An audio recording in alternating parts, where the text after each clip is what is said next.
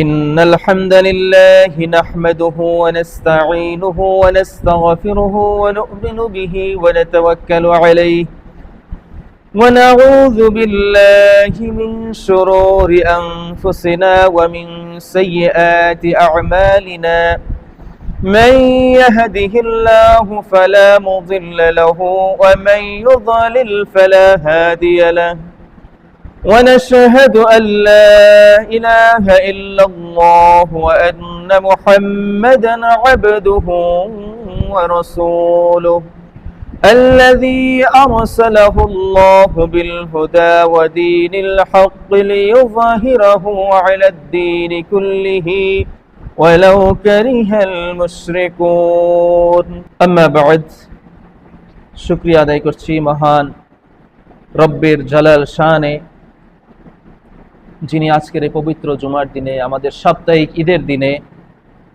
আমাদেরকে দুনিয়ার সমস্ত ব্যস্ততা থেকে মুক্ত করে, সমস্ত কর্মকাণ্ড থেকে মুক্ত করে পুত পবিত্র হয়ে মহান রবের ডাকে মুয়াজ্জিনের আযানে সাড়া দিয়ে পৃথিবীর সর্বশ্রেষ্ঠ স্থান, পৃথিবীর সবথেকে পবিত্রতম স্থান, মহান রবের সাথে সম্পর্কের সেতু বন্ধন তৈরি করার স্থান মসজিদে আসার বসার সুযোগ করে দিয়েছেন, তৌফিক দান করেছেন। এই জন্য তার কালিমাতুশ শুকর আদায় করছি, বলি আলহামদুলিল্লাহ। উপস্থিতি, আমরা ধারাবাহিকভাবে 9 জুমায় এই পর্যন্ত একজন মুমিনের বৈশিষ্ট্য সম্পর্কে আলোচনা করেছিলাম। আজকে 10ম জুমা। আল্লাহ রাব্বুল আলামিন যদি তৌফিক দান করেন, আজকে আমরা কিছু আলোচনা করার চেষ্টা করব যে একজন মুমিন আসলে কেমন হওয়া উচিত। তো আজকের বিষয়টি একজন সামাজিক মানুষ হিসেবে, সামাজিক জীব হিসেবে, একজন মুসলমান হিসেবে সর্বদিক বিবেচনায় খুব গুরুত্বপূর্ণ একটি বিষয়। এই বিষয়ের উপর যদি আমরা আমল করতে পারি, আমাদের দুনিয়ার সামাজিক জীবন যেমন সুন্দর হবে, শান্তির হবে, সুখের হবে, মারামারি হানাহানি কাটাকাটি বিশৃঙ্খলা যেমন থাকবে না, আমাদের আখিরাতের জীবনটা এরকম সাফল্যমণ্ডিত হবে। বিষয়টি হলো আমাদের মুসলমানদের পারস্পরিক সম্পর্ক। আল্লাহ সুবহানাহু ওয়া তাআলা সূরা হুজুরাতের 10 নম্বর আয়াতে ইরশাদ করেছেন, আউযু বিল্লাহি মিনাশ শাইতানির রাজীম, বিসমিল্লাহির রহমানির রহিম, ইন্নামাল মুমিনুনা ইখওয়াতুন ফাসলিহু বাইনা আখাওয়াইকুম। আল্লাহ তাআলার ঘোষণা, সকল মুমিনগণ ভাই ভাই, সকল মুমিনগণ। আপাত দৃষ্টিতে মুমিন কাফির সকলে জেনেটিক কারণে, বংশীয় সূত্রে ভাই হলেও মুমিনের সাথে ভ্রাতৃত্বের সম্পর্কটা অন্যরকম। এটা রুহানি সম্পর্ক, আখিরাতের সম্পর্ক, আখিরাতের বিবেচনায়, এবং দুনিয়ার ইমানের সম্পর্ক। আর অন্যান্য কাফির মুশরিক যারা আছে তাদের সাথে ভাইয়ের সম্পর্ক কেন বললাম? কারণ সকলেই কার সন্তান? কার সন্তান? সকলে কার সন্তান? হযরত আদম আলাইহিস সালামের সন্তান। সকলের মূল আসছে কোত্থেকে? হযরত আদম আলাইহিস সালাম থেকে। সুতরাং এই দৃষ্টিতে জেনেটিক, এটাকে বলে জেনেটিক রিলেশনশিপ। এই জেনেটিক রিলেশনশিপের কারণে আমরা সকলেই ভাই ভাই। কিন্তু কুরআন এবং সুন্নাহে আল্লাহ সুবহানাহু ওয়া তাআলা এবং তার হাবিব সাল্লাল্লাহু আলাইহি সাল্লাম বলেছেন প্রত্যেক মুসলমান মুমিন ভাই ভাই। তাদের ভ্রাতৃত্বের সম্পর্কটা আরো অটুট, আরো দৃঢ়। এবং হাদিসে যত জায়গায় একজন মুমিন সম্পর্কে বলা হয়েছে, কোথাও সেখানে মুসলমান বা মুমিন উল্লেখ করা হয়নি। আল্লাহ হাবিব সাল্লাল্লাহু আলাইহি সাল্লাম বলেছেন তোমার ভাই, তোমার ভাইয়ের সাথে এমুক আচরণ করবে, তোমার ভাইয়ের সাথে এভাবে কথা বলবে, তোমার ভাইয়ের সাথে এভাবে তার হক আদায় করবে। ভাইয়ের কথা বলছেন, মুমিন বলেন নাই যে অমুক মুমিনের সাথে, অমুক মুমিনের সাথে, অমুক মুসলমানের সাথে এইভাবে আল্লাহ রাসূল সাল্লাল্লাহু আলাইহি ওয়াসাল্লাম বলেন নাই। বলছেন তোমার মুমিন ভাইয়ের সাথে এরকম আচরণ করবে, তোমার মুমিন ভাইয়ের সাথে এইভাবে কথা বলবে। প্রত্যেক জায়গায় ভাই উল্লেখ করছেন। আল্লাহ সুবহানাহু ওয়া তাআলা আদেশ একই রকম, ইন্নামাল মুমিনুনা ইখওয়াতুন, প্রত্যেক মুসলমান ভাই ভাই, প্রত্যেক মুমিন এক আল্লাহর বিশ্বাসী সকলেই ভাই ভাই। ফাসলিহু বাইনা আখাওয়াইকুম, সুতরাং তোমাদের ভাই ভাইয়ের মধ্যে যদি কোনো সমস্যা হয়, এটাকে নিজেদের মতো করে সংশোধন করে নাও। হাদিসে আসছে একজন মুমিন কখনো আরেকজন মুমিনের সাথে 3 দিন 3 রাতের অধিক কথা না বলে সম্পর্ক ত্যাগ করে থাকতে পারে না। যদি করে তাহলে বোঝা যাবে সে পরিপূর্ণ ইমানদার হইতে পারে নাই। এখন আমাদের মধ্যে দেখেন, আমরা মুমিন আজকাল সাধারণত আমরা গুরুত্ব দিই আমার রক্তের ভাই যারা, আমার পরিবারের অংশ যারা, তাদেরকে আমরা বেশি গুরুত্ব দেই। এরপরে সামাজিকভাবে মুমিন মুসলমান প্রতিবেশী যারা আছে তাদেরকে বেশি গুরুত্ব দিই। কিন্তু আমাদের অবস্থা আজকাল প্রতিবেশী দূরের কথা, আমাদের আপন ভাই যারা রক্তের সম্পর্কিত যারা, তাদের সাথেও জমি জমা, টাকা পয়সা, লেনদেন, হিসাব নিকাশ, ভাই বোনের মধ্যে কোনো সম্পর্ক বেশিরভাগ ক্ষেত্রেই নাই। কিছু কিছু ক্ষেত্রে আলহামদুলিল্লাহ আছে, কিছু পরিবার আছে একত্রে থাকে, একত্রে চলাফেরা করে, সবকিছু একত্রেই ভাগ বন্টন করে। কিন্তু অধিকাংশ ক্ষেত্রেই দেখা যায় আমাদের দুনিয়াবী কারণে আমাদের আপন ভাই, রক্তের ভাই বোনের মধ্যে সম্পর্ক খুব একটা ভালো যায় না। কিন্তু আল্লাহর হাবিব সাল্লাল্লাহু আলাইহি ওয়াসাল্লাম বলেছেন কি, শুধু রক্তের ভাই না, বাহিরের যারা আছে মুমিন মুসলমান তারাও ভাই, তাদেরও হক আছে। এমনকি হিজরতের পরে আল্লাহর হাবিব সাল্লাল্লাহু আলাইহি ওয়াসাল্লাম মক্কা থেকে যারা পরিবার পরিজন সম্পর্ক ছেড়ে মদিনায় চলে আসছেন, সম্পদ সব রেখে আসছেন মক্কায়, তো এই সমস্ত মানুষগুলো থাকবেন কোথায়, খাবেন কোথায়, আশ্রয় নেবেন কোথায়? তখন আল্লাহ হাবিব সাল্লাল্লাহু আলাইহি ওয়াসাল্লাম মদিনায় যারা ছিলেন এদেরকে বলে আনসার, প্রত্যেক আনসারের সাথে সাথে একজন করে ভাই দিয়ে দিয়েছেন, যে মুহাজির তোমার ভাই, আজ থেকে সে তোমার সম্পত্তির অধিকারী হবে। সুবহানাল্লাহ বিহামদি। কল্পনা করা যায় না যে একজন আনসার ভাই তা সেই মক্কা থেকে চলে আসা মুহাজিরকে তার সম্পত্তির অর্ধেক দান করে দিচ্ছেন। এমনকি যার একের অধিক বউ ছিল, 2 জন বা 3 জন বা 4 জন স্ত্রী ছিল, তারা তার স্ত্রীকে তালাক দিয়ে ওই ভাইয়ের বউ বানিয়ে দিচ্ছেন, যে তার স্ত্রী সন্তান সব রেখে আসছে মক্কা, এখানে তাকে দেখভাল কে করবে, তার শারীরিক মানসিক পারিবারিক খেদমত কে করবে, এই জন্য তার নিজের স্ত্রীকে তালাক দিয়ে তার ভাই বানায়, তার স্ত্রী বানিয়ে দিচ্ছেন। এত বড় স্যাক্রিফাইস, উৎসর্গ একজন মুমিন ভাইয়ের জন্য করা উচিত। এগুলো বলা হয় কেন? এগুলো আমাদের জন্য শিক্ষা, যে তারা এত বড় স্যাক্রিফাইস করছেন, উৎসর্গ করছেন, কিন্তু আমরা সেই তুলনায় কি করি? এই যে পারস্পরিক সামাজিক সম্পর্ক, এটা রক্ষা করার জন্য হাদিসে এবং কুরআন মাজিদে অনেকগুলো উপায় আল্লাহ সুবহানাহু ওয়া তাআলা এবং তার রাসূল বর্ণনা করেছেন, যে এই কাজগুলো করলে তোমাদের মধ্যে সম্পর্ক অটুট হবে, দৃঢ় হবে। আজকে আমরা সেই বিষয়টা নিয়ে আলোচনা করব, আল্লাহ রাব্বুল আলামিন যদি তৌফিক দান করেন। এখন আমাদের কি করতে হবে? প্রথমে আমাদের পারস্পরিক ভালোবাসা বৃদ্ধি করতে হবে। আল্লাহর হাবিব সাল্লাল্লাহু আলাইহি ওয়াসাল্লাম বলেছেন, লা ইউমিনু আহাদুকুম হাত্তা ইউহিব্বু লিআখিহি মা ইউহিব্বু লিনাফসিহি। একজন মুমিনকে, একজন মুসলমানকে আপনার তার প্রতি ভালোবাসা, তার প্রতি সম্পর্কের উদারতা দেখাইতে হবে। কিভাবে? আল্লাহর হাবিব বলেছেন, লা ইউমিনু আহাদুকুম হাত্তা ইউহিব্বু লিআখিহি মা ইউহিব্বু লিনাফসিহি। তুমি ততক্ষণ পর্যন্ত তোমাদের কেউ পরিপূর্ণ ঈমানদার হতে পারবে না যতক্ষণ না সে তার ভাইয়ের জন্য এমন একটা জিনিস পছন্দ করে যেটা সে নিজের জন্য পছন্দ করে। কথাটা কি বুঝতে পারছেন? আমরা কি করি? ভালো জিনিস যেটা, সেটা আমি আমার জন্য রেখে দেই, আর আমার ছেঁড়া ফাটা ভাঙা চূড়া নষ্ট যেটা আমি ব্যবহার করি না, এই জিনিসটা আরেকজনকে দিয়ে দেই। উদ্দেশ্য কি? যে জঞ্জালটা আমার ঘর থেকে বের হয়ে গেল, আমার ঘরের জায়গা ফাঁকা হইলো, আর সাথে সাথে ওকে খুশিও করা হইলো। এটার দ্বারা সে হয়তো খুশি হবে না বুঝে, কিন্তু আল্লাহ সুবহানাহু ওয়া তাআলা তো দেখছেন। আল্লাহর হাবিব বলছেন যে তুমি ততক্ষণ পর্যন্ত পরিপূর্ণ ঈমানদার হতে পারবে না যতক্ষণ না তোমার পছন্দের জিনিসটা তুমি তাকে দান করো, তাকে গিফট করো, তাকে উপহার দাও। এই জন্য আমরা আমার ভাইয়ের জন্য এমনটা জিনিস পছন্দ করব যেটা আমি আমার জন্য পছন্দ করব। মনে করেন আমি আমার এক ভাইয়ের স্ত্রী পছন্দ করবো, বা তার জন্য মেয়ে খুঁজতেছি, এবং তার জন্য এমন একটা মেয়ে খুঁজে দেব যেই মেয়েটা আমি আমার নিজের সন্তানের স্ত্রী হিসেবে আমি গ্রহণ করতে রাজি আছি। কিন্তু আপনি মনে করলেন দূর, এর মধ্যে সমস্যা আছে, ও তো আর আমার লোক না, সে বাহিরের লোক, তারে গোছাইয়ে দিই। এরকম চিন্তা ভাবনা করা যাবে না। আপনি আপনার সন্তানের জন্য যেই মেয়েকে পছন্দ করবেন, অন্যের পরিবারের, অন্যের সমাজের, অন্য ভাইয়ের জন্য একই জিনিস, একই মেয়েকে পছন্দ করতে হবে। যদি এরকম না হয় তাহলে আপনি পরিপূর্ণ ঈমানদার হতে পারবেন না। শুধু এই ক্ষেত্রে না, এটা উপমা দিলাম, সকল ক্ষেত্রেই যেটাই করবেন, তার প্রতি যে আচরণ করবেন, তাকে যেটাই দিবেন, যেটাই দান করবেন, যেটাই উপহার দিবেন, হাদিয়া দিবেন, সেটা যেন আপনার পছন্দের হয়। এরকম না যে আপনি এটা পছন্দ করলেন এই জন্য দিয়ে দিলেন, আর আপনার যেটা পছন্দ আপনি আপনার জন্য রেখে দিলেন। তাহলে বোঝা যাবে আমরা পরিপূর্ণ ঈমানদার হতে পারলাম না। দ্বিতীয়ত, আল্লাহর হাবিব সাল্লাল্লাহু আলাইহি ওয়াসাল্লাম বলেছেন, তাহাদু তাহাব্বু, তোমরা পরস্পর পরস্পরকে উপহার প্রদান করো, যার ফলে কি হবে? তোমাদের মধ্যে পারস্পরিক ভালোবাসা বৃদ্ধি পাবে। একজন একটা সামান্য কলমও যদি উপহার দেয়, একজন যদি একটা সৌদি আরব থেকে আসছে, হজ করে আসছে, আসার পরে যদি আপনাকে তাসবিহ উপহার দেয়, আপনি খুশি হবেন না? বা আমিও তো খুশি হব। তসবিহ, একটা তাসবিহর দাম কি বেশি? 50 টাকা, 100 টাকা সর্বোচ্চ। এখন আপনি আপনার সামর্থ্য অনুযায়ী, অথবা একটা মুসল্লা নিয়ে আসলেন, একটু জমজমের পানি নিয়ে এসেও যদি দেন, তসবিহও দিলেন না, একটা মুসল্লাও দিলেন না, দরকার নাই, শুধু জমজমের যদি 1/2 লিটার বা 250 মিলি পানিও যদি তাকে উপহার দেন, এটার জন্য সে খুশি হয়ে যাবে। আপনার সাথে যদি তার বৈরী সম্পর্ক থাকে, শত্রুতার সম্পর্কও থাকে, সে আপনার আপন হয়ে যাবে। সে যদি আপনার প্রতি খারাপ আচরণও করে থাকে, পিছনে আপনার বদনাম করে থাকে, খারাপ বিদ্বেষ পোষণ করে থাকে, আপনার প্রতি হিংসা পোষণও করে থাকে, আপনি যখন বারবার তাকে দুই একটা উপহার দিবেন, সে আপনাকে মহব্বত করা শুরু করবে। এই জন্য আমাদের কাছের যারা আছে তাদেরকে তো আমরা উপহার দেবই, কিন্তু আমাদের দূরের যারা বা আমাদের সাথে যাদের সম্পর্ক ভালো না, আমার প্রতি যে শত্রুতা পোষণ করে, তাকে আরো বেশি উপহার দিতে হবে। কারণ একজন মানুষকে মানুষের সাথে যুদ্ধ করে ক্ষমতা দিয়ে তার মন জয় করা যায় না। মন জয় করা যায় কি দিয়ে? ভালোবাসা দিয়ে, স্নেহ দিয়ে। আল্লাহর হাবিব সাল্লাল্লাহু আলাইহি সাল্লাম এটাই করছেন। তার দাওয়াতি জীবনে সারাটা জীবন তিনি ভালোবাসা, স্নেহ, উদারতা দিয়ে মানুষের মন জয় করছেন।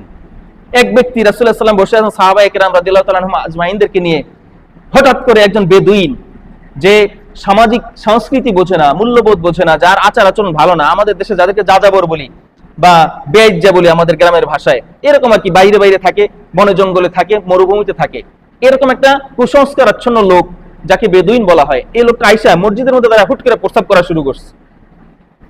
সাহাবায়ে কেরাম তো তাদের হাই হাই কি করতেছো বলে তাকে ধরতে গেছিল মারার জন্য।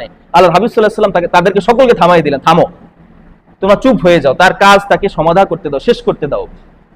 সে যখন কাজ শেষ করলো, তার প্রাকৃতিক কাজ শেষ করলো, রাসূলুল্লাহ সাল্লাল্লাহু আলাইহি ওয়াসাল্লাম তাকে কাছে ডাকলেন, ডেকে স্নেহ করে বললেন, দেখো এটা পবিত্র জায়গা, এটা নামাজের জায়গা, এটা আল্লাহর সাথে সম্পর্ক তৈরি করার জায়গা, এখানে প্রস্রাব করার জায়গা না। তুমি প্রস্রাব করার জায়গা বাহিরে অনেক আছে, তুমি সেখানে গিয়ে প্রস্রাব করো, এখানে প্রস্রাব করার জায়গা না। তাকে রাসূল এত উদারতা দেখাইলেন, তখন সে রাসূলুল্লাহ সাল্লাল্লাহু আলাইহি ওয়াসাল্লামকে বলছেন, আপনার এই সাহাবী যেগুলো আছে এরা একটু ভালো না, আপনি অত্যন্ত ভালো মানুষ, আপনি যেই ইসলাম নিয়ে আসছেন আমি আজকে থেকে আপনার প্রতি ঈমান আনলাম। কালিমা শাহাদাত, কালিমা তাইয়্যিবা পরে সেখানে সে ঈমান আনছে। কেন আনলো? রাসূলুল্লাহ সাল্লাল্লাহু আলাইহি ওয়াসাল্লাম তাকে মারতে পারতেন না, আমরা কি করতাম? একটা মানুষ যদি এসে মসজিদের মধ্যে প্রস্রাব করা শুরু করে, একটা বাচ্চাই দেখেন মসজিদের মধ্যে এসে চিল্লাফাল্লা করে হই হুল্লোড় করে, এটা আমরা সহ্য করতে পারি না, এর বাইরে করে দেই। কিন্তু আসলে এটা অনুচিত কাজ, এটা ঠিক না। বাচ্চারা দুষ্টামি করবে, কিন্তু আস্তে আস্তে আপনার সাথে তাকে মসজিদে আসার ট্রেনিং দিতে হবে। একটা 7 বছর বয়স হলে তার উপরে নামাজ ফরজ হয়। 7 বছরের একটা বাচ্চা যদি মসজিদে আসেন, সে কি দুষ্টামি করবে না? এখন তার তো মসজিদে আসাও ওয়াজিব, তার উপরে জামাতের সাথে নামাজ পড়তে হবে। এখন এই মুহূর্তে যদি আপনি তাকে বাধা দেন, মসজিদে আসা উচিত না, মসজিদে আসা যাবে না, সে দুষ্টামি করে, এই জন্যে। রায়ন কই গেল আমার? আচ্ছা, তো এরকম যদি হয়, আমরা এরকম যদি বাধা দেই, এটা অনুচিত কাজ হবে, অন্যায় কাজ। বাচ্চারা দুষ্টামি করবেই। দেখেন একটা বাচ্চার দুষ্টামি আমরা সহ্য করতে পারি না, আর যদি একটা যুবক মানুষ বা মুরব্বী মানুষ এসে মসজিদে প্রস্রাব করে দেয়, তার সাথে আমরা কেমন আচরণ করবো? আপনি একটু ভাবেন, যদি এখন একটা লোক এসে এখানে প্রস্রাব করে, তার সাথে আমাদের আচরণটা কেমন হবে? তাকে তো রাগারাগি গালিগালাজ করবো, সাথে ধাক্কায় মসজিদ থেকে বের করে দেবো। আসলে এটা অনুচিত। যার বুঝ নাই তাকে বুঝাইতে হবে। কিন্তু কেউ যদি বেয়াদবি করে ইচ্ছাকৃত ভাবে যদি এটা করে, তাহলে তার সাথে আচরণটা আবার এরকম হবে না। ওই লোকটা রাসূলুল্লাহ সাল্লাল্লাহু আলাইহি ওয়াসাল্লাম দেখছেন, বুঝছেন যে সে বেয়াদবি করে এটা করছে না, সে করছেন অবুঝ হওয়ার কারণে। সে মসজিদের মর্যাদা বুঝে না, সে আল্লাহকে চিনে না, আমাকে চিনে না, মসজিদের মর্যাদা, এটার আচরণ কেমন হবে, আদব কেমন হবে, এটা সে জানে না। এই জন্য অবুঝ হওয়ার কারণে কাজটা করতেছে। এই জন্য রাসূল সাল্লাল্লাহু আলাইহি ওয়াসাল্লাম তার সাথে উদার আচরণ করলেন। তো আমরা আমাদের প্রতিবেশী যারা আছে তাদের সাথে উদার আচরণ করবো, আমাদের মনকে নরম করবো। মানুষকে জয় করার, মানুষের মন জয় করার, তারপর বিজয় লাভ করার জন্য আমরা কি করি? মামলা করি, তারে মারধর করি, তাকে সমাজ থেকে বিচ্যুত করে দেই, সমাজ থেকে বের করে দেই, তার বাসা বাড়ি ভেঙে দেই। এই জন্য এটাকে আমরা বিজয় মনে করি। আসলে এটা বিজয় না। বিজয় হলো তাকে যদি আমরা মন জয় করে নিতে পারি, সে যদি আমার প্রতি অনুগত হয়, এটাই হলো বড় বিজয়। তাহলে রাসূল সাল্লাল্লাহু আলাইহি ওয়াসাল্লাম বলছেন, তোমরা তোমাদের পরস্পরকে বেশি বেশি হাদিয়া দাও, গিফট দাও, উপহার দাও, এটার দ্বারা তোমাদের পারস্পরিক সম্পর্ক বৃদ্ধি পাবে। একটা ঘটনা বলি, আব্দুল্লাহ ইবনে মুবারক রাহমাতুল্লাহ আলাইহি অনেক বড় একজন মুহাদ্দিস ছিলেন, হাদিস বিশারদ ছিলেন, যাকে বলা হয়তো আমিরুল মুমিনিন ফিল হাদিস, হাদিস শাস্ত্রের নেতা, হাদিস শাস্ত্রের প্রেসিডেন্ট। অনেক বড় একজন মুহাদ্দিস ছিলেন। রাসূলুল্লাহ সাল্লাল্লাহু আলাইহি ওয়াসাল্লাম হাদিস সম্পর্কে তার অগাধ পাণ্ডিত্য ছিল। আব্দুল্লাহ ইবনে মুবারক রাহমাতুল্লাহ আলাইহি তিনি একবার হজ করতে গেছেন।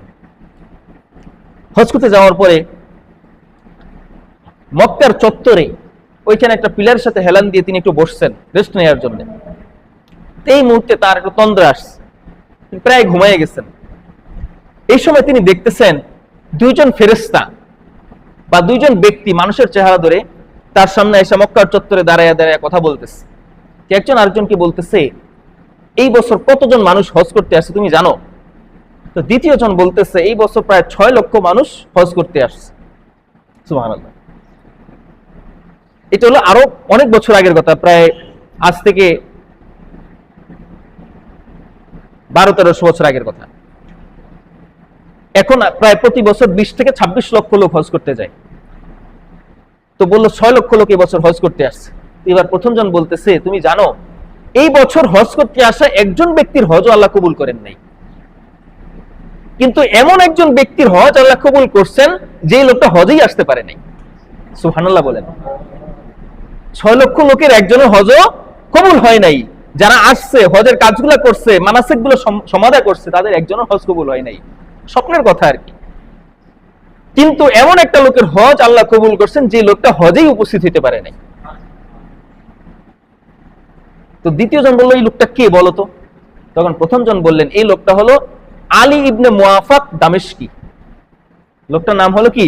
আলী ইবনে মুআফাক দামেশকি। দামেশকের অধিবাসী, সিরিয়ার দামেশকে তিনি বসবাস করেন, দামেশকের অধিবাসী।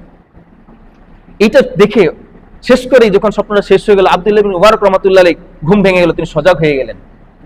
সজাগ হয়ে তিনি সাথে সাথে রওনা করছেন এই লোকটাকে খুঁজে বের করবেন, এই লোকটা কে হইতে পারেন। ওলি আল্লাহদের স্বপ্ন অধিকাংশই সত্য হয়। নবী রাসূলের স্বপ্ন হলো ওহী, তাদের প্রত্যেকের স্বপ্ন আল্লাহর পক্ষ থেকে আসে। কিন্তু সাধারণ মানুষ যারা আছি আমরা, আমাদের অধিকাংশ স্বপ্নগুলো শয়তান দেখায়, আর কিছু কিছু স্বপ্ন আল্লাহ সুবহানাহু ওয়া তাআলা সরাসরি দেখান আমাদের বাস্তব জীবনে কোনো একটা বিষয়ের প্রতি ইঙ্গিত দেওয়ার জন্য। কিন্তু ওলি আল্লাহ মানুষদের, তারা আহলে কাশফের লোক, তাদের অধিকাংশ স্বপ্নগুলোই বেশিরভাগ সত্যি হয়। তিনি সাথে সাথে রওনা করলেন সিরিয়ার উদ্দেশ্যে। সেখান থেকে এই এলাকার দূরত্ব, এই মক্কা থেকে, কাবার চত্বর থেকে সিরিয়ার দূরত্ব 1600 কিলোমিটার। কত কিলোমিটার? 1600 কিলোমিটার। আমরা এখান থেকে যদি খুলনা যাই মাত্র 200-250-300 কিলোমিটার। বাংলাদেশে এই প্রান্ত থেকে ওই প্রান্ত গেলেও মানে 1600 কিলোমিটার হবে না। প্রায় 1500 কিলোমিটারের উপরে তিনি এই জার্নি শুরু করছেন, ভ্রমণ শুরু করছেন। দামেস্কে যাবেন, এই লোকটাকে খুঁজে বের করবেন, এই লোকটা কি হইতে পারে, সে কি এমন নেক আমল করছে যে মক্কার চত্বরে না এসেও সে হজের সওয়াব পেয়ে গেছে, তার হজ কবুল হয়ে গেছে। সুবহানাল্লাহ। তিনি রওনা করছেন। যখন দামেস্কে পৌঁছলেন, এখন দামেস্ক শহরটা তো ছোট্ট একটা শহর না, আমাদের বাংলাদেশের অর্ধেকের চাইতে বড় হইতে পারে, এরকম একটা বড় শহর। এই শহরে তিনি কোথায় খুঁজবেন? তবে ওই যে ফেরেশতা নাম বলছিলেন স্বপ্নে, আলী, শুধু আলী নামটা বলেন না, তার মূল নাম হচ্ছে আলী। আর আলী ইবনে মুআফাক, তার বাবার নাম হলো মুআফাক। তো অনেক ক্ষেত্রে দেখবেন আমাদের এক নামে সমাজে অনেকের নাম থাকে, থাকে না? খালেদ, জায়েদ, সাইফুল, একই নামে অনেকজনের থাকে, কিন্তু বাবার নাম হুবহু এক, এরকম মিলে খুব কম। বুঝতে পারছেন? ছেলের নামও এক, বাপের নামও এক, এরকম খুব কম মিলে। তো ওনার নাম খুঁজতে খুঁজতে যখন সময় লাগছে, প্রচুর কষ্ট করছেন তিনি, সেই পুরো শহর খুঁজছেন, খুঁজতে খুঁজতে যখন পেয়ে গেলেন, পেয়ে যাওয়ার পর তার বাসায় ঢুকলেন, গেলেন। যাওয়ার পরে ওই লোকটাকে জিজ্ঞেস করলেন যে আপনি কি আলী ইবনে মুআফাক দামেশকি? তিনি বললেন, হ্যাঁ, আমি আলী ইবনে মুআফাক দামেশকি। তিনি ছিলেন প্রফেশনে একজন মুচি ছিলেন। মুচি আমাদের সমাজে সব থেকে নিচু শ্রেণীর কাজ, এটা জুতা সেলাই করা, চুল কাটা, হ্যাঁ, এগুলা সব থেকে আমাদের দৃষ্টিতে সব থেকে নিচু শ্রেণীর কাজ, একেবারে ছোট্ট কাজ। এই কাজগুলা মুসলমানরা খুব কম করে, দেখবেন বেশিরভাগ হিন্দুরা এই কাজটা করে। তো মুচি, তিনি ছিলেন একজন প্রফেশনাল মুচি, আলী ইবনে মুআফাক। তো বললেন, উনি জিজ্ঞেস করলেন যে আপনি কি কাজ করেন? তিনি বলেন, আমার পেশা হলো মুচিগিরি করা, জুতা সেলাই করা, জুতা তৈরি করা।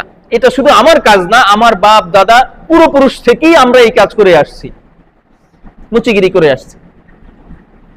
তিনি অবাক হইলেন যে একজন সাধারণ মুচি, সে কি এমন নেক আমল করলো, আল্লাহু আকবার, যে আল্লাহ সেই মক্কায় যাইতে পারে নাই, হজ করতে যাইতে পারে নাই, তার হজ আল্লাহ তাআলা কবুল করে নিলেন। তো তিনি জিজ্ঞেস করলেন, ভাই, আমি স্বপ্নে মক্কায় হজে গেছিলাম, একজন হাজি, এই মাত্র হজ করে আসলাম, কিন্তু ওইখানে হজে গিয়ে একটু ঘুমাইছিলাম মক্কার চত্বরে, কাবার চত্বরে, তখন আমি স্বপ্নে এইভাবে দেখলাম। এখন আপনি কি নেক আমল করলেন যে কারণে 6 লক্ষ মানুষ হজে গিয়েও তাদের হজ কবুল হলো না, কিন্তু আপনি হজে যাইতে পারলেন না, আপনার হজ আল্লাহ কবুল করে নিল, কি নেক আমল করেছেন আপনি? তখন ওই লোক এবার এনার পরিচয় জিজ্ঞেস করতেছেন যে সবকিছু তো শুনলাম, আপনি কে, আপনার পরিচয়টা এবার দেন। তো আব্দুল্লাহ ইবনে মুবারক কিন্তু কোনো সাধারণ মানুষ ছিলেন না, অনেক বড় একজন মুহাদ্দিস, অনেক বড় একজন আলেম ছিলেন, তাকে সারা বিশ্বের মানুষ চিনত। তিনি যখন তার পরিচয় দিলেন, ওই লোকটা তার পরিচয় পেয়ে সাথে সাথে হার্ট ফিল করে বেহুশ হয়ে গেছে। এমন একজন মহান ব্যক্তি, মহান মুহাদ্দিস, বিশ্বজোড়া যার সুনাম, এরকম একজন পণ্ডিত লোক সামান্য একটা মুচির কাছে আসছে একটা সামান্য স্বপ্ন দেখে সেটার তথ্য জানার জন্য। তিনি এটা সহ্য করতে পারেন, বেহুশ হয়ে গেছেন এখানে। যখন তার হুশ আসলো, তখন তিনি বললেন, আমি খুব বেশি নেক আমল করতে পারি না, নেক আমল করিও না, তবে আমার খুব ইচ্ছা ছিল যে জীবনে অন্তত একবার আল্লাহর হজ, আল্লাহর ঘরটাকে একটু দর্শন করব, নিজের চোখে একটু আল্লাহর ঘরটাকে দেখবো, একটু হজ আদায় করব। এই জন্য আমার তো তৌফিক নাই, মুচিগিরি করে সামান্য যে কয়টা টাকা অর্জন করি আমি, দীর্ঘ বছর কয়েক যুগ পর্যন্ত এই সামান্য টাকা থেকেও সামান্য টাকা আমি প্রতিদিন, প্রতি মাসে, প্রতি সপ্তাহে, প্রতি বছর অল্প অল্প করে জমা করছিলাম যে আমি হজে যাব। হজের টাকা যখন জমা হলো, এই বছর আমি আপনার সাথে হজে থাকতাম, কিন্তু হজে যাইতে পারিনি, একটা কারণ আছে। আমার হজের টাকা জমা হয়ে গেছে, আমার স্ত্রীর সন্তান সম্ভবা, কিছুদিন পরে স্ত্রীর সন্তান প্রসব করবে।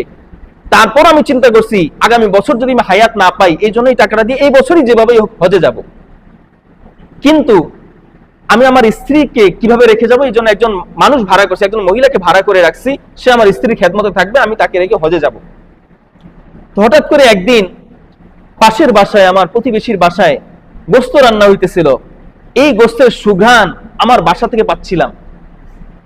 তো আমার স্ত্রী, সন্তান সম্ভবা স্ত্রী, গর্ভবতী স্ত্রী আমার কাছে আবদার করলো আমার বাসায় যে এই মুহূর্তে তো আমাদের বাসায় গোস্ত নাই, আমার খুব গোস্ত খাইতে ইচ্ছা করছে। প্রতিবেশী যে গোস্ত রান্না করছে, গ্রানটা মানে দেখবেন, যারা গর্ভবতী হয় এনাদের খাবারের চাহিদাটা বেড়ে যায়, বিভিন্ন জিনিস খাইতে ইচ্ছা করে, একটু টক খাইতে ইচ্ছা করে, একটু ঝাল খাইতে ইচ্ছা করে, তাদের চাহিদাটা বেড়ে যায়। কারণ তার একটা দেহ না, এখন তার শরীরে দুইটা দেহ। এই জন্য আমাদের উচিত, আমাদের পরিবারে যারা আছি, যখন স্ত্রীর সন্তান সম্ভব হয়, আমাদের কন্যা সন্তান সম্ভব হয়, আমাদের পুত্রবধূর সন্তান সম্ভব হয়, তার প্রতি কেয়ার করা। কারণ তার গর্ভেই আমাদের ভবিষ্যৎ আসতেছে, আমাদের উত্তরাধিকারী আসতেছে, যে যার থেকে আমাদের ভবিষ্যৎ বংশটা লম্বা হবে, সেজন্য তার প্রতি কেয়ার করতে হবে। তো যে আবদার করছে স্বামীর কাছে, এখন স্বামী তাৎক্ষণিকভাবে কই পাবে, গেল প্রতিবেশীর কাছে, গিয়ে দরজায় নক করার পরে ঘরে কোনো পুরুষ মানুষ ছিল না, এক মহিলা বের হয়ে আসলো, আয়েশা পর্দার আড়ালে দাঁড়িয়ে বলল, তাকে সালাম দিলেন, জিজ্ঞেস করলেন কি জন্য আসছেন। উনি বললেন, দেখেন আমার সন্তান সম্ভব স্ত্রী বাসায় আপনার ঘরে গোস্ত রান্না হইতেছে মনে হয়। তিনি বললেন হ্যাঁ। তো বলছে, আপনার এই গোস্তের রান্নাটা আমার বাসা থেকে পাওয়া যাচ্ছে, এখন আমার সন্তান সম্ভব অসুস্থ স্ত্রী আপনার একটু গোস্ত খাওয়ার জন্য আবদার করছেন, এই জন্য আপনি আপনার কাছে গোস্ত নিতে আসছেন। তো ওই মহিলা কিছুক্ষণ চুপ থাকলেন, চুপ থাকার পরে চোখের পানি ছেড়ে দিয়ে বলতেছেন, এই গোস্তটা আমার জন্য হালাল, কিন্তু আপনার জন্য এই গোস্ত খাওয়াটা হালাল না। এখন মুচি অবাক হয়েছেন, আব্দুল আলী ইবনে মুওয়াফাক দামেশকি অবাক হইলেন যে একই জিনিস, সেও মুসলমান আমিও মুসলমান, তার জন্য খাওয়া জায়েজ, আমার জন্য খাওয়া হারাম, ঘটনাটা কি? তিনি জিজ্ঞেস করেন ব্যাপার কি, কি এটা, এই গোস্তটা কিসের গোস্ত যে আপনার জন্য হালাল আমার জন্য হারাম? এরকম তো কোনো বিধান ইসলামে নাই, শরীয়তে নাই। তো তিনি বললেন, আজকে কয়েকদিন যাবত আমি সহ আমার বাচ্চা বাচ্চা সন্তানগুলো উপবাস, আমার বাসায় খাবারের মতো কিছু নাই, পানি ছাড়া আমার বাসায় খাবারের মতো কিছু নাই। সন্তানগুলার ক্রন্দনে, সন্তানদের কান্না আমি সহ্য করতে না পেরে আজকে রাস্তায় বের হয়েছি যে যেভাবেই হোক আমি ওদের জন্য খাবার সংগ্রহ করে আনবো। হাঁটতে হাঁটতে যখন রাস্তায় যাইতেছিলাম, পথিমধ্যে দেখলাম একটা গাধা মরে পড়ে আছে। গাধা কি জ্যান্ত না, কিন্তু মৃত। গাধার গোস্ত তো এমনিই হারাম, এরপর এটা ছিল মৃত গাধা। মৃত কোনো প্রাণীর গোস্ত খাওয়া জায়েজ নাই, কোনো পশুর গোস্ত খাওয়া জায়েজ নেই। তো যেহেতু আমি মৃত্যুর উপক্রম, আমার সন্তানা মৃত্যুর উপক্রম, এই জন্য আমি ওই গাধার গায়ে থেকে এতটুকু গোস্ত কেটে আনছি যতটুকু খেলে আমার আর আমার সন্তানদের জীবনটা রক্ষা পাবে, অতটুকু গোস্ত আমি কেটে নিয়ে আসছি খাওয়ার জন্য। এখন দেখেন, আমার তো সম্পদ নাই, বেঁচে থাকার কোনো উপায় নাই, এই জন্য আমি বাধ্য হয়ে এটা খাইতেছি। কিন্তু আপনার তো সন্তান আছে, সম্পদ আছে, টাকা পয়সা আছে, আপনি এটা কিনে খেতে পারেন, আপনি একটা পশু কিনে খেতে পারেন, আপনার জন্য এটা জায়েজ নাই। তালিব ইবনে মুওয়াফাক দামেশকি আব্দুল্লাহ ইবনে মুবারক এই ঘটনাগুলো বলতেছেন, এরপরে এটা আমি সহ্য করতে পারলাম না। চিন্তা করলাম, হজ তো আমার উপরে ফরজ ছিল না, হজ তো ছিল আমার উপরে নফল। আমি যে এই সম্পদটা উপার্জন করলাম, আমার প্রতিবেশী না খেয়ে আছে, আমি যদি এই টাকা পয়সাটা সম্পদটা আমার প্রতিবেশীকে দিয়ে দেই, এটাই আমার জন্য হজ হয়ে যাবে। তার এত বড় নেক আমল, তার প্রতিবেশীর প্রতি, তার পাশের লোকজনের প্রতি তার এত দয়া, এত মায়া, এত ভালোবাসা, এত উদারতা, এটা আল্লাহর এত পছন্দ হয়েছে, আল্লাহ সুবহানাহু ওয়া তাআলা তাকে একটা পরিপূর্ণ মাকবুল হজের সওয়াব তার আমলনামায় লিখে দিয়েছেন। যেখানে কোনো মানুষ, আমরা যারা হজে যাই দেখেন অধিকাংশ মানুষগুলো টাকা হালাল না। এটা যেমন শারীরিক ইবাদত, এটা একটা সম্পদের ইবাদত। আমার সম্পদ যদি হালাল না হয়, আমার হজ কবুল হওয়ার সম্ভাবনাও নাই। এটা একটা আর্থিক ইবাদতও বটে, ওইখানে যেতে হয়, টাকা পয়সা খরচ করে যেতে হয়, সেই টাকাটা যদি হালাল না হয়, আমাদের হজ কবুল হওয়ার সম্ভাবনা নাই।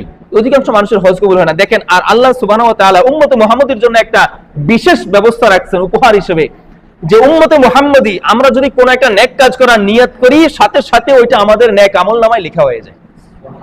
এটা শুধুমাত্র উম্মতে মুহাম্মাদের জন্য। আর লোকটা যে নিয়ত করছে, তার নিয়ত তো কবুল হয়ে গেছে, সব তার আমলনামায় লিখে দিয়েছেন। তারপরে আল্লাহ তাআলা একটা মাকবুল হজের সওয়াব তার আমলনামায় লিখে দিচ্ছেন। কি জন্য দিচ্ছেন ভাই? তার প্রতিবেশীর প্রতি ভালোবাসা, সদাচরণ, উত্তম আচরণ, নেক আচরণ, ইহসান করার কারণে। এই জন্য আমাদের প্রতিবেশী, আমাদের ভাই, মুমিন ভাই, মুসলিম ভাই যারা আছে তাদের প্রতি আমাদের সদাচরণ করতে হবে। তাদেরকে নিজের অবস্থা, নিজের সিচুয়েশন অনুযায়ী, নিজের সামর্থ্য অনুযায়ী উপহার উপঢৌকন দেব আমরা। আল্লাহ রাব্বুল আলামিন তৌফিক দান করুন, সকলে বলি আমিন। 2 নাম্বার গেল। প্রথম ছিল পরস্পরের মধ্যে পারস্পরিক ভালোবাসা তৈরি করা, দ্বিতীয় ছিল পরস্পরের মধ্যে ভালোবাসা তৈরি করার জন্য উপহার উপঢৌকন দেয়া। 3 নম্বরে আমাদের মধ্যে পারস্পরিক সালাম বিনিময় করা। আল্লাহর হাবিব সাল্লাল্লাহু আলাইহি ওয়াসাল্লাম বলেছেন, লা তাদখুলুল জান্নাতা হাত্তা তুমিনু ওয়া লা তুমিনু হাত্তা তাহাব্বু। তোমরা ততক্ষণ পর্যন্ত জান্নাতে যাইতে পারবে না যতক্ষণ না পর্যন্ত তোমরা ঈমান আনবে, আর ততক্ষণ পর্যন্ত আবার ঈমান আনতে পারবে না, পরিপূর্ণ ঈমানদার হইতে পারবে না যতক্ষণ না পর্যন্ত তোমরা পরস্পরকে ভালোবাসবে। কথাটা বুঝতে পারছেন? জান্নাতে যাইতে হলে কি দরকার? ঈমান দরকার। আর রাসূল বলেন ঈমান পরিপূর্ণ করার জন্য কি দরকার? তোমাদের পারস্পরিক ভালোবাসার দরকার। এরপর আল্লাহ রাসূল সাল্লাল্লাহু আলাইহি ওয়াসাল্লাম বলেন, আমি তোমাদেরকে কি এমন একটা বিষয় জানাবো না, ইদা ফাআলতুমুহু তাহাব্বু, যে বিষয়টা তোমরা পরস্পর করলে তোমাদের পরস্পরের ভালোবাসা বৃদ্ধি পাবে। এরকম একটা বিষয় কি আমি তোমাদেরকে জানাবো না? তো সাহাবায়ে কেরাম বললেন যে অবশ্যই ইয়া রাসূলুল্লাহ, আমাদেরকে জানিয়ে দেন কোন কাজটা করলে আমাদের ভালোবাসা বৃদ্ধি পাবে, আর ভালোবাসা বৃদ্ধি পেলে আমরা পরিপূর্ণ ঈমানদার হব, আর পরিপূর্ণ ঈমানদার হলে জান্নাতে যাইতে পারবো। আল্লাহ রাসূল সাল্লাল্লাহু আলাইহি ওয়াসাল্লাম বলেছেন, আফশুস সালামা বাইনাকুম, তোমাদের পরস্পরের মধ্যে সালামের প্রচলন করে দাও। কিসের প্রচলন করতে হবে? সালামের প্রচলন করতে হবে, বেশি বেশি সালাম দিতে হবে। আলা মান আরাফতা ওয়া মান লাম তারিফ, আল্লাহ রাসূল অন্য হাদিসে বলছেন, সালাম দাও ওই ব্যক্তিকে যাকে তুমি চেনো, ওয়া আলা মান লাম তারিফ, আর যাকে তুমি চেনো না উভয়কে সালাম দাও। প্রত্যেককে সালাম দিতে হবে। সালাম দেওয়া কি সুন্নাত, কিন্তু সালামের দ্বারা অহংকার মুক্ত হয়। যে প্রথমে সালাম দেয় সে অহংকার মুক্ত, আর সালাম দিলে পরস্পরের মধ্যে ভালোবাসা বৃদ্ধি পায়। আমি একবার ঢাকায় গেছিলাম, তো সাধারণত সালামের প্রচলনটা আমাদের মধ্যে একেবারেই কমে গেছে। তো এক লোককে লিফটে ওঠার সময় একটা দাড়িওয়ালা লোক দেখে, সাধারণত দাড়িওয়ালা লোক দেখলে এমনি সালাম বের হয়ে যায়। আজকাল তো দাড়ি রাখে না অনেকেই, আল্লাহ সকলকে রাখার তৌফিক দান করুন, সকলে বলি আমিন। তো লোকটা মুরব্বী মানুষ, সালাম দেওয়ার পরে ওই লোকটা একটু অবাক হয়েছে, মনে হয় সে কোথাও সালাম টালাম তেমন একটা পায় না, দেখে যে সালামের রেওয়াজ নাই, কেউ কাউকে সালাম দেয় না, কেউ কাউকে তোয়াক্কাই। ঢাকা তো ব্যস্ত শহর, গ্রামে তো আমরা ফ্রি আছি, তো ঢাকা ব্যস্ত শহর, প্রত্যেকেই ব্যস্ত, কারোর দিকে তাকানোর সময় কারো নাই। তো লোকটা এরপরে আমার জিজ্ঞেস করলো, আপনার বা নাম কি, কোথায় আসছেন, কি জন্য আসছেন, বাসা কোথায়, সমস্ত কিছু জিজ্ঞেস করলো। এই যে তার সাথে পরিচয় হলো। আমি যদি সালাম না দিতাম সেও আমার দিকে ভ্রুক্ষেপ করতো না, আমিও তার প্রতি ভ্রুক্ষেপ করতাম না। তো এই পরিচয় হলো। হয়তো এই সম্পর্কটা দীর্ঘস্থায়ী না, কিন্তু আমরা যখন আমাদের পরিচিতদের মধ্যে সালামটা বিনিময় করব, তারপর সে আমার প্রতি তার বিদ্বেষ বাড়বে না ভালোবাসা বাড়বে? ভালোবাসা বাড়বে। আপনার শত্রু যে, তাকেও সালাম দেন। আপনার সাথে যার সাথে ঝগড়া, তাকেও সালাম দেন। এই মানুষের সালাম দিতে দিতে একসময় আপনার প্রতি তার যে শত্রুতা ভাব ছিল, বিদ্বেষ ভাব ছিল, আপনার প্রতি খারাপ ধারণা ছিল, এটা চলে যাবে, আপনার প্রতি মহব্বত বাড়বে। এই জন্য আল্লাহ রাসূল বলছেন, তোমাদের মধ্যে ভালোবাসা বাড়াইতে হলে কি করতে হবে? আফশুস সালাম, তোমাদের মধ্যে বেশি বেশি সালামের প্রচলন করতে হবে। আল্লাহ রাব্বুল আলামিন আমাদেরকে বেশি বেশি সালামের প্রচলন করা তৌফিক দান করুন, সকলে বলি আমিন। 4 নাম্বার, অনেকগুলো প্রায় 18টা কর্মকাণ্ড কুরআন এবং হাদিসের আলোকে নিয়ে আসছিলাম। আল্লাহ রাব্বুল আলামিন যদি তৌফিক দান করে আগামী জুমায় আলোচনা করব। আরেকটা বলি, সেটা হলো প্রতিবেশীকে নিজের হাত এবং মুখ থেকে নিরাপদ রাখা। নিজের হাত এবং মুখ থেকে অত্যাচার ও বিচার থেকে নিরাপদে রাখা। আল্লাহ রাসূল সাল্লাল্লাহু আলাইহি ওয়াসাল্লাম বলেছেন, আল মুসলিমু মান সালিম আল মুসলিমুনা মিন লিসানিহি ওয়া ইয়াদিহি, প্রকৃত মুসলমান ওই ব্যক্তি যার হাত এবং মুখ থেকে অপর মুসলমান নিরাপদে থাকে। তাহলে বোঝা গেল, যার হাত এবং মুখ থেকে অপর মুসলমান নিরাপদ না, আপনি মুখ দিয়ে তার গালিগালাজ করলেন, মুখ দিয়ে বকাবাজি করলেন, মুখ দিয়ে তার বিরুদ্ধে গীবত শিকায়েত করলেন, মুখ দিয়ে তার নামে তার মিথ্যা অপবাদ দিলেন, এই কাজগুলা করলে আপনি পরিপূর্ণ মুসলমান হইতে পারবেন না। মুখের থেকে হেফাজত করতে হবে, তাকে গালিগালাজ, বকাবাজি, এরপর তার প্রতি মিথ্যা আচরণ, মিথ্যা কথা বলা, তার প্রতি মিথ্যা বহতান করা, অপবাদ দেওয়া, এই কাজগুলা থেকে নিজের মুখকে হেফাজত করতে হবে। আর আরেকটা কাজ হলো কি, নিজের হাত থেকে নিরাপদে রাখা। তাকে মারা চাইলে তাকে মারধর করা যাবে না। তবে হ্যাঁ, কুনতুম খায়রা উম্মাতিন উখরিজাত লিন-নাস তা'মুরুনা বিল মা'রুফ ওয়া তানহাউনা আনিল মুনকার, তোমাদেরকে আল্লাহ তাআলা বলেছেন তোমরা শ্রেষ্ঠ উম্মত, তোমাদেরকে সৃষ্টি করা হয়েছে মানুষের কল্যাণ করার জন্য। আর কল্যাণ করতে হবে কিভাবে? তোমরা মানুষকে সৎ কাজে আদেশ করবে আর অসৎ কাজে নিষেধ করবে। এটার পদ্ধতিটা কেমন? আল্লাহ রাসূল সাল্লাল্লাহু আলাইহি ওয়াসাল্লাম বলেছেন, মান রাআ মিনকুম মুনকারান ফালইউগাইয়ির বিয়াদিহি ওমান লাম ইয়াস্তাতি ফাবিলিসানিহি ওমান লাম ইয়াস্তাতি ফাবিকলবিহি ওয়া যালিকা আযফুল ঈমান। এখানে আবার হাতের কথা আসছে যে তোমাদের কেউ যখন কোনো খারাপ কাজ, কবিরা গুনাহ হতে দেখবে, কোনো খারাপ কাজ, অশ্লীল কাজ, ইসলাম বহির্ভূত গর্হিত কাজ হতে দেখবে, তখন সেটা ঠেকাবে কি দিয়ে? বিয়াদিহি, তার হাতের মাধ্যমে। ফাইন লাম ইয়াস্তাতি, যদি সে সক্ষম না হয়, ফাবিলিসানি, তাইলে জিহ্বার মাধ্যমে, ওয়াজ নসিহতের মাধ্যমে। ফাইন লাম ইয়াস্তাতি, যদি সেটাতেও সক্ষম না হয়, ফাবিকলবি, তাইলে অন্তর দিয়ে ওই কাজটাকে ঘৃণা করতে হবে, ওই লোকটাকে এড়িয়ে চলতে হবে, তার থেকে বেঁচে থাকতে হবে। তাহলে প্রথমে আসছে কি দিয়া? হাত দিয়া। আপনার শক্তি আছে, সামর্থ্য আছে, আপনি খারাপ কাজ করতেছে, জঘন্য কাজ করতেছে, কথা বললে শুনে না, তাকে মারধর করেন, ধরে নিয়ে আসেন, ওই পাপ কাজ থেকে টেনে নিয়ে আসেন, মারধর করতে হবে। আপনার সামর্থ্য আছে, আপনি তার উপর কর্তৃত্বশীল, আপনি তার গার্ডিয়ান, তাকে মারতে হবে। এটা হাত দিয়ে করতে হবে। এই না যে আল্লাহ রাসূল বলেন হাতের থেকে নিরাপদে রাখতে হবে মুসলমানকে, তাকে মারা যাবে না, না, মারতে হবে, শাসন করতে হবে। আপনি যদি তার উপরে দায়িত্বশীল কর্তৃত্ব, তার ওলি, তার অভিভাবক হন। আর হাত দিয়ে না পারলে, যদি আপনি এরকম হন যে আপনি সাধারণ একজন মানুষ, তাকে মারতে পারবেন না, তাহলে কি করতে হবে? তাকে ভালোভাবে সুন্দর ভাষায় উপদেশ দিতে হবে, মুখে ওয়াজ নসিহত করতে হবে। সেটাও যদি সক্ষম না হন, যে এটা জালিম লোক, তাকে যদি আমি মুখে দিয়ে ওয়াজ করতে যাই, তাহলে সে আমাকে মেরে ফেলার সম্ভাবনা আছে, তাইলে এই লোকটাকে এড়ায় যেতে হবে। অন্যদেরকে বলতে হবে তোমরাও এই লোকটাকে এড়ায় থাকো, এই পাপ কাজ থেকে এড়ায় থাকো। আল্লাহ সুবহানাহু ওয়া তাআলা আজকে যে আলোচনা হলো এর উপর আমল করে আমাদের সকলকে তৌফিক দান করুন। সকলে বলি আমিন। ওয়া আসআলুকুম আলাইহি মিন আজরিন ইন আজরিয়া ইল্লা আলা রাব্বিল আলামিন।